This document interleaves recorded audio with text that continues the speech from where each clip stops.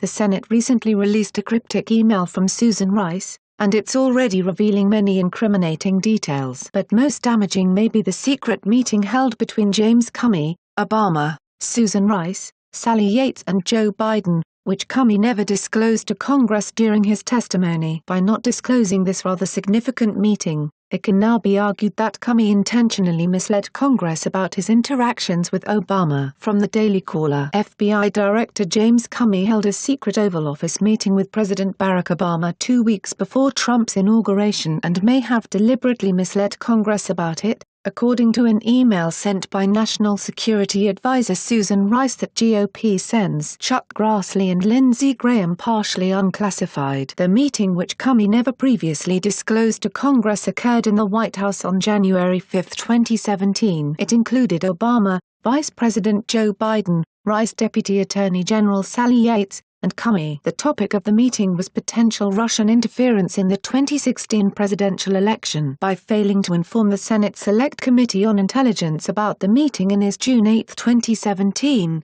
testimony, Comey may have deliberately and intentionally misled Congress about his interactions with the former president, especially a meeting so close to Trump entering the White House. President Obama had a brief follow-on conversation with FBI Director Comey and Deputy Attorney General Sally Yates in the Oval Office, Rice wrote in an email written the day before the inauguration. The National Archives gave Grassley and Graham classified and unclassified emails about the meeting. Previously, Comey contended he only met with the Obama twice, once in 2015 and another to say goodbye in late 2016, according the former FBI director's June 8, 2017, testimony before the Senate Select Committee on Intelligence. "I spoke alone with President Obama twice in person, and never on the phone, once in 2015 to discuss law enforcement policy issues and a second time, briefly, for him to say goodbye in late 2016, Comey's opening statement read. Grassley and Graham stated on their websites they were struck by the context and timing of this email,